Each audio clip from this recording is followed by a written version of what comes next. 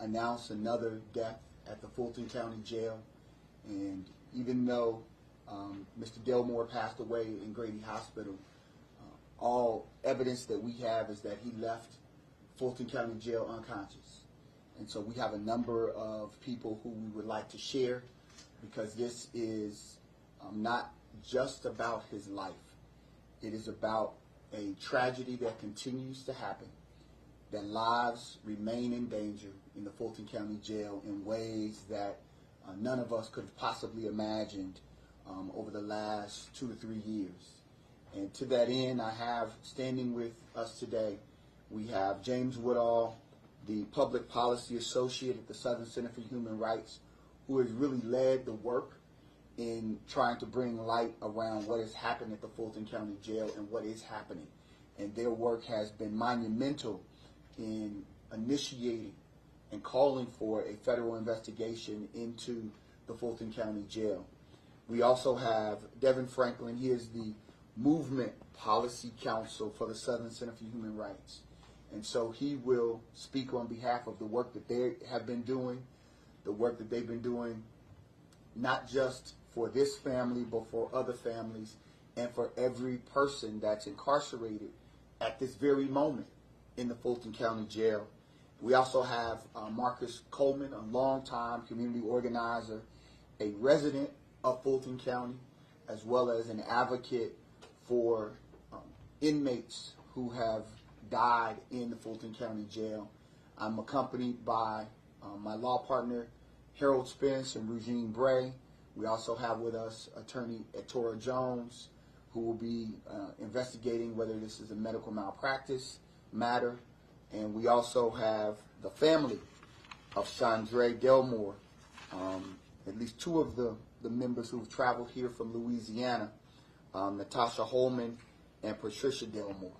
And so with that, I'd like for attorney Devin Franklin to step up and share for a moment, and then we will proceed with Marcus Coleman immediately following attorney Franklin.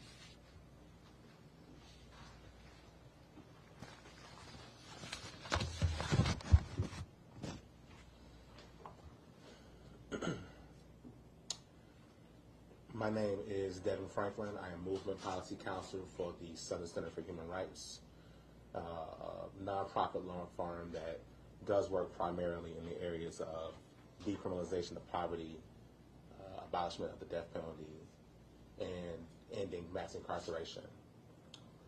Make no mistake about it, the death of Shawndre Delmore is the very harm that those of us at the Southern Center for Human Rights, as well as members of the Community Over Cages Coalition, warned elected officials in Atlanta City Government, on Atlanta City Council, and the Fulton Board of Commissioners of what would happen when jail space was expanded.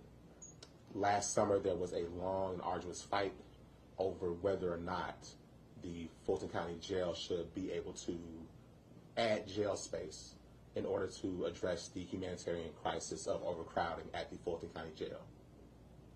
What advocates warned was that adding more jail space, more beds, did not solve the institutional issues, the cultural issues that exist within the Fulton County Sheriff's Department. To date, we have had 10 deaths in the Fulton County Jail under the leadership of Sheriff Patrick Abad. To date, I've not yet heard a single expression of remorse for the families of those persons who have had loved ones lost, such as the family of Mr. Delmore. Every death that occurs in that facility has effectively operated as a piece of political currency in Sheriff Labatt's chase for a new multi-billion-dollar jailing facility. And what we have said to this point, unequivocally, is that until we address those systemic harms that have led to the death of so many in custody, we will continue to see these problems.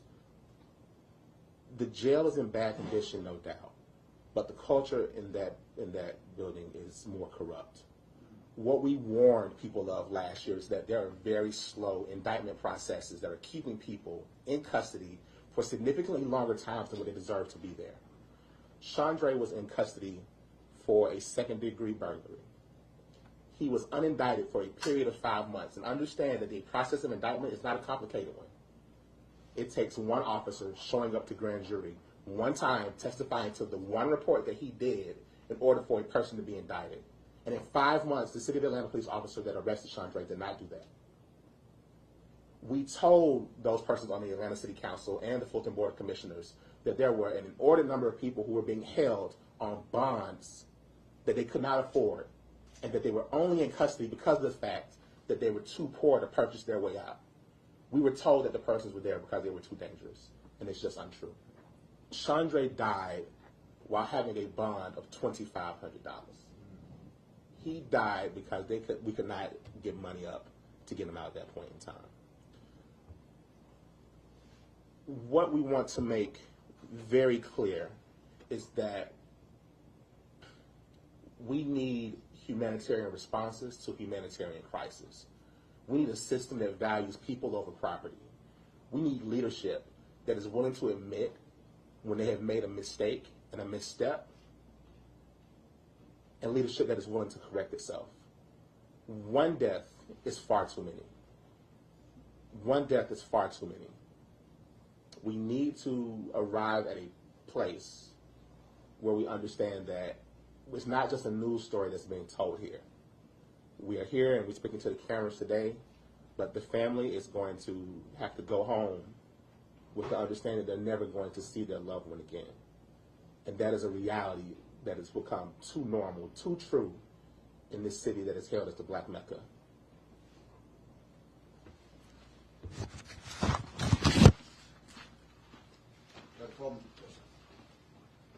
Good morning. 10 deaths this year relating to the Fulton County Jail. The attorneys will speak in a few minutes on the condition of their young loved one once he left the jail. 10 deaths this year, but don't forget the 15 last year, making a total of 25 deaths in a little over 21 months. You know, it's so interesting that this particular facility was celebrated nationwide as being the symbol, the structure of justice, because it booked Rudy Giuliani and the former president and 17 others.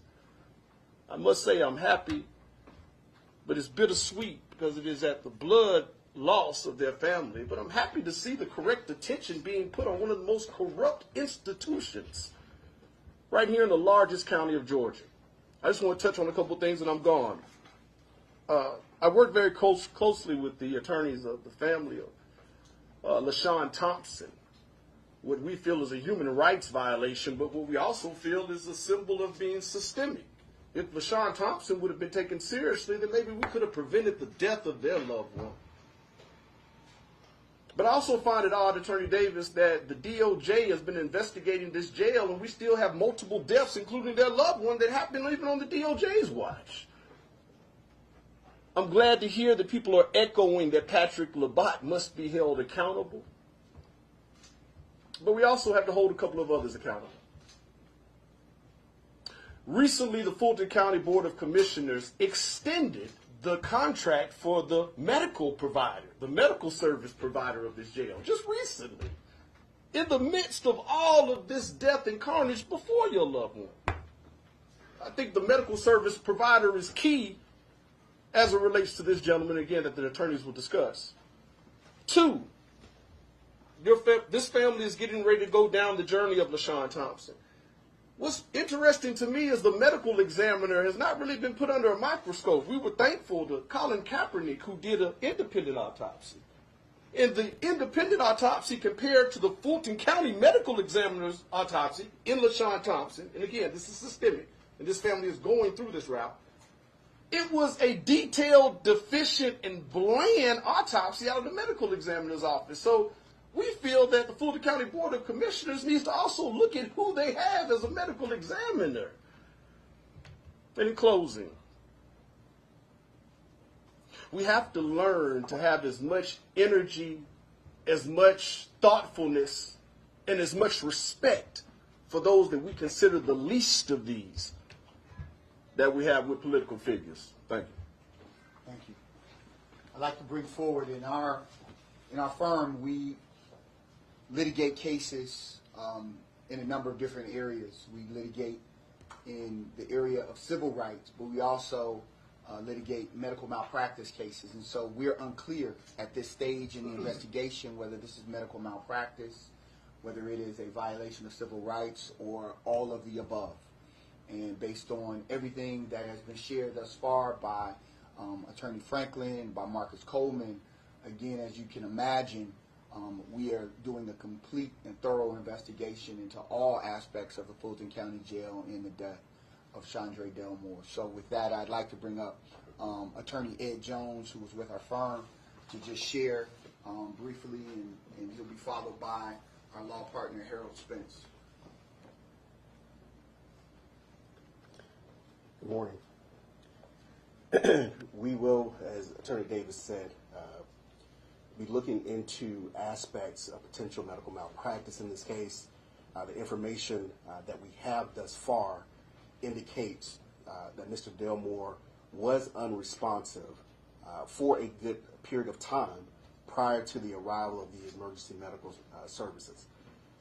He was found on the floor at the jail unresponsive, and there are questions that we will be looking into as to the preparedness of the medical providers there at the jail, especially as it indicates that attempts to revive him were delayed until emergency medical services were present.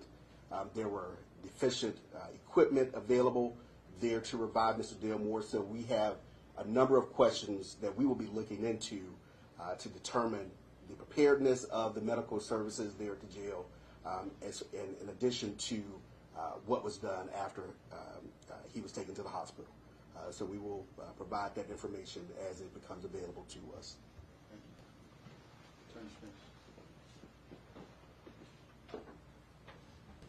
Good morning. My name is Harold Spence, and I head the Complex Litigation Division of the Davis Bozeman Law Firm that includes the civil rights arm of our firm. As Attorney Ed Jones stated, we're undertaking a thorough investigation to find out what happened. Right now, we don't know whether there are any civil rights implications to Mr. Delmore's death. It would not be a surprise, however, if there were civil rights implications. Even the Attorney General of the United States of America has criticized the Fulton County Jail. And as we know, there is an investigation going on based on the Americans with Disabilities Act and the Civil Rights of Institutionalized Persons Act. That investigation is being conducted by the Department of Justice. We'll conduct our own independent investigation into Mr. Delmore's death, and we assure you that we'll keep you posted of our findings. We would like to do a couple of things. We want you all to see him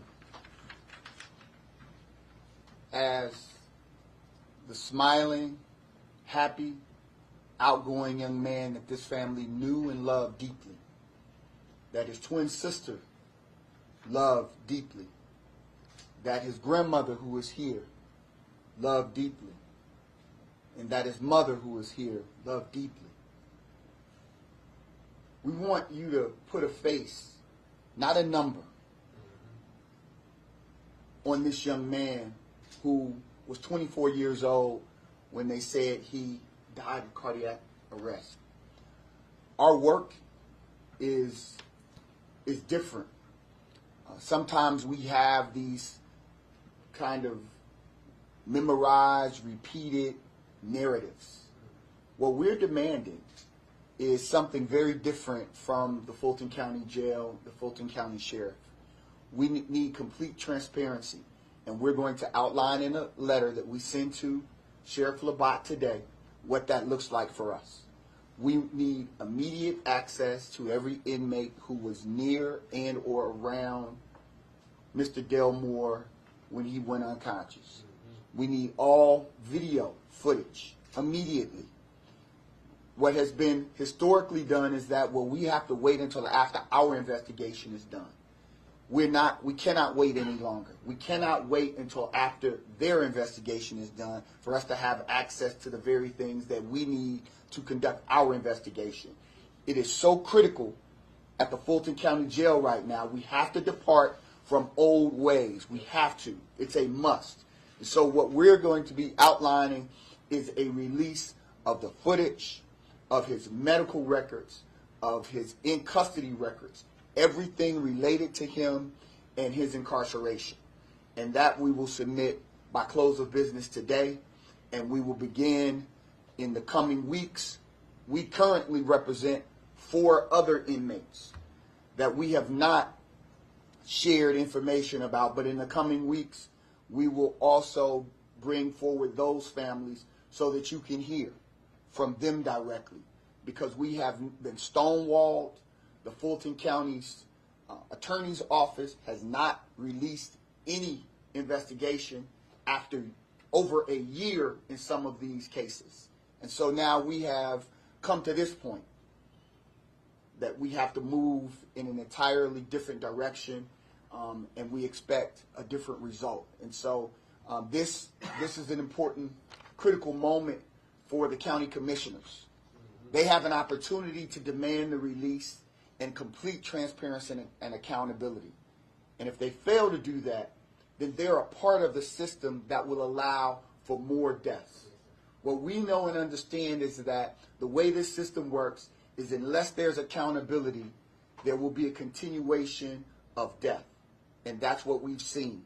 We've heard great talks and speeches, but what we haven't seen is the transparency and the action that this community deserves and that these families deserve.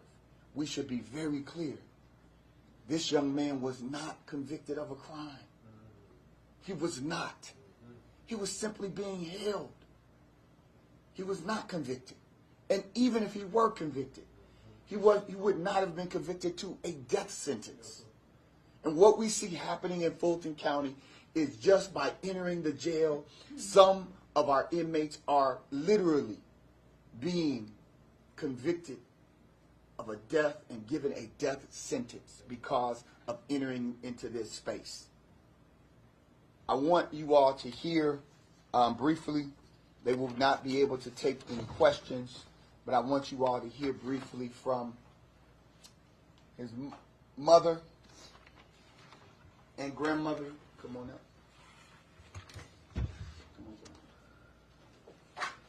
This is Miss Natasha Holloman, and this is Miss Patricia Delmore. If you could just tell them just a little bit about Shawndre. My son was so loving, he wouldn't harm anybody. He didn't deserve to die like this. He had his whole life ahead of him. I can't even understand getting a phone call saying he's in ICU. I wasn't expecting to see my son in the condition that he was in when I came out here. I thought I would be able to take my son with me back home, but that didn't happen. And I want answers. I want to know what happened to my son. I want to know why he had to die.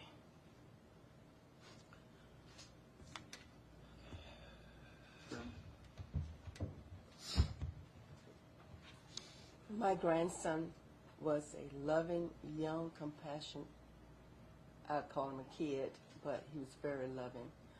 He had a great smile, and he would do anything for anyone. And it's unfortunate that this has happened to him. And we would like to know why. Thank you. We will also add that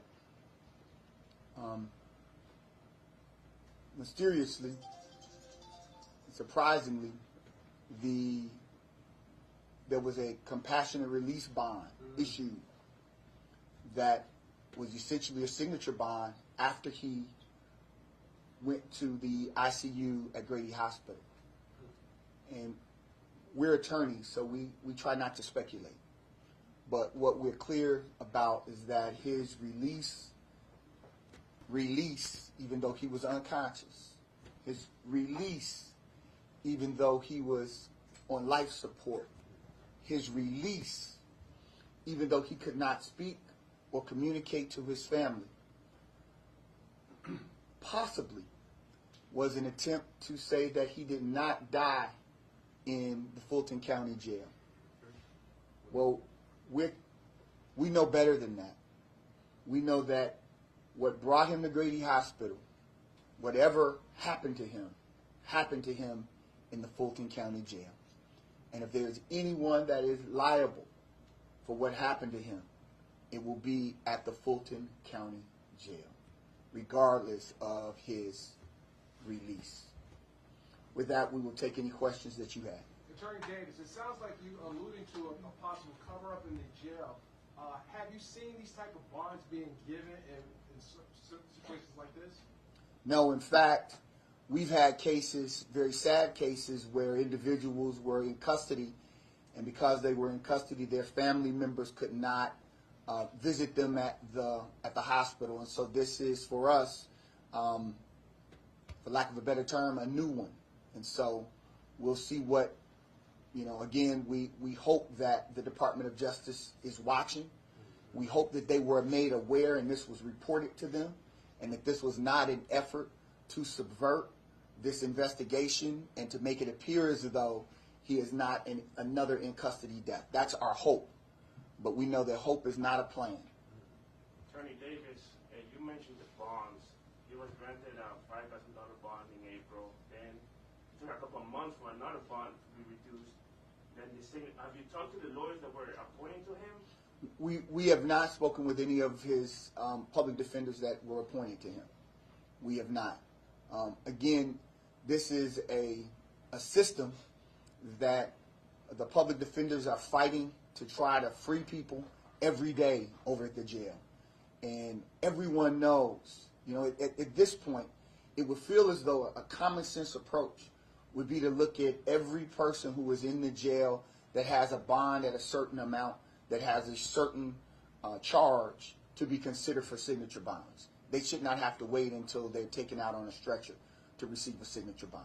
Are you aware of any discussions that Mr. Delmore had either with his family or his attorneys indicating any problems getting treatment for any type of medical condition or any other problems that he may have had at the jail? We're not aware of any conversations. What the family has reiterated repeatedly was that he was healthy 24-year-old. They have no history of heart conditions that would have them believe that a cardiac arrest was something that they should be concerned about for a healthy 24-year-old. So again, that makes Ed Jones from the medical malpractice wonder what is going on in there. There have been, again, information that we received through investigation that there are substances that are in the jail that is making people very, very sick.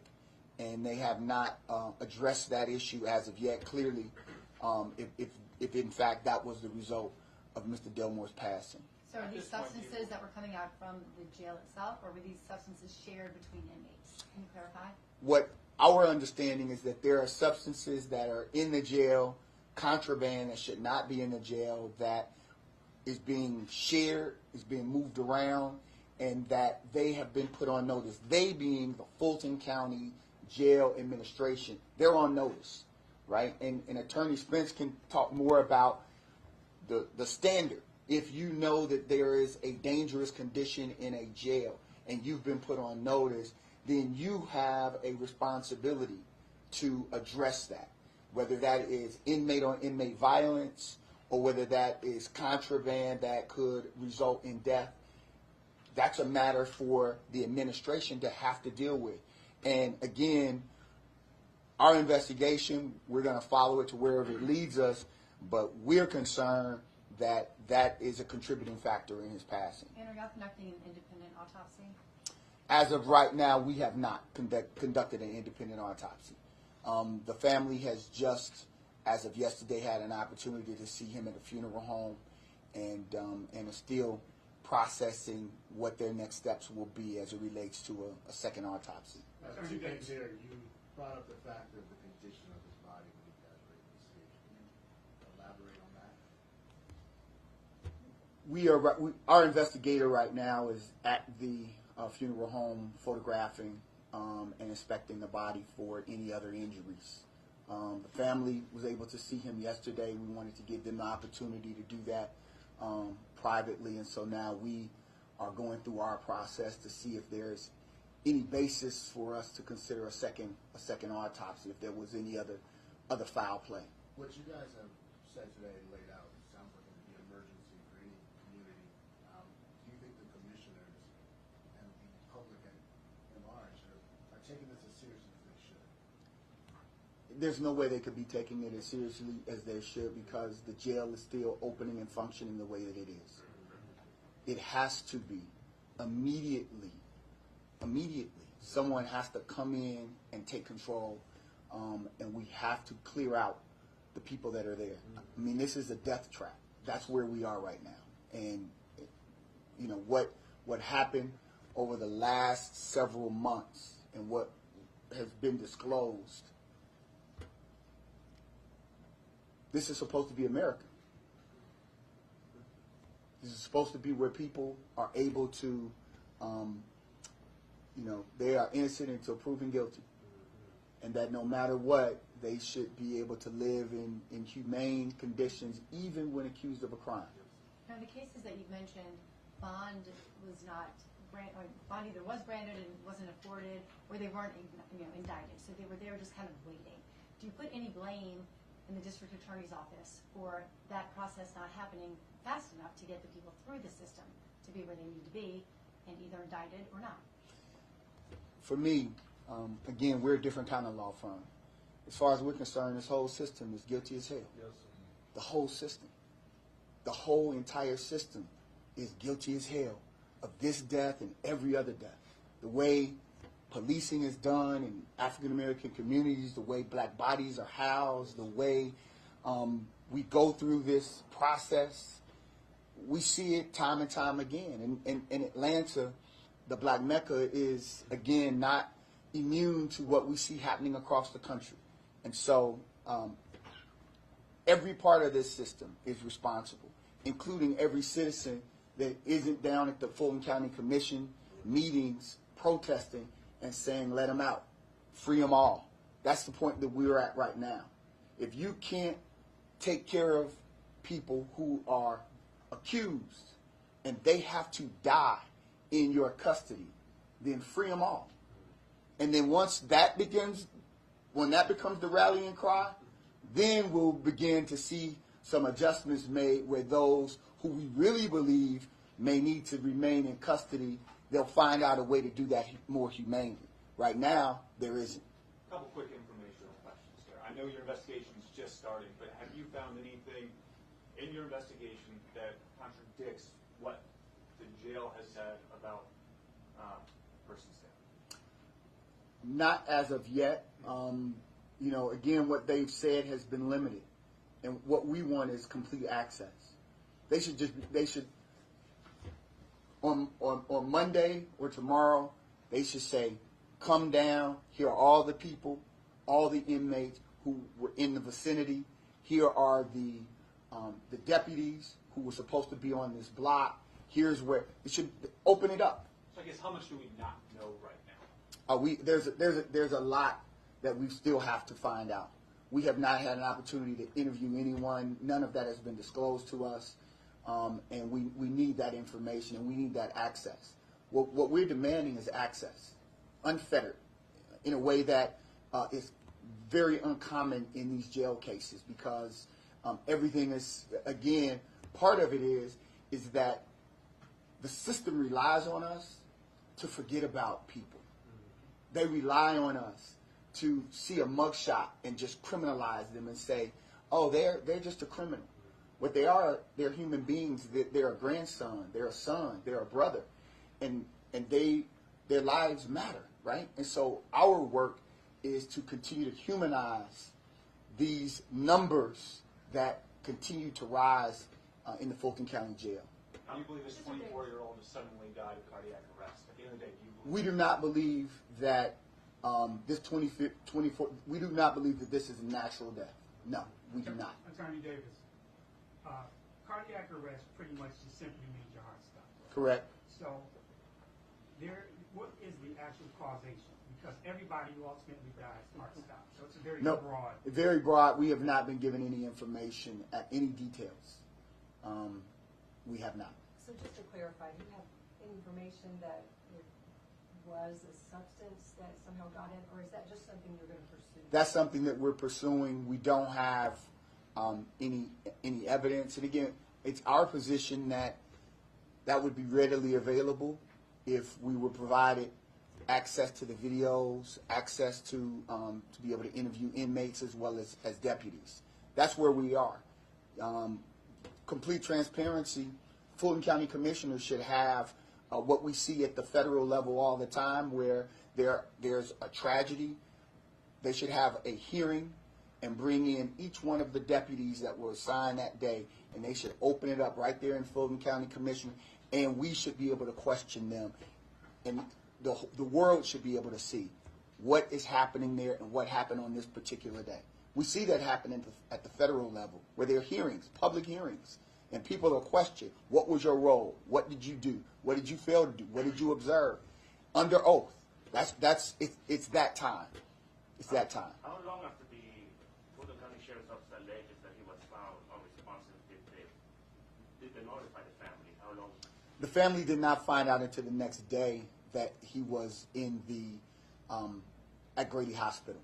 They immediately flew here from Louisiana, and when they got here, they found him in the Grady Hospital unresponsive, on life support, and they were informed that there was no brain activity.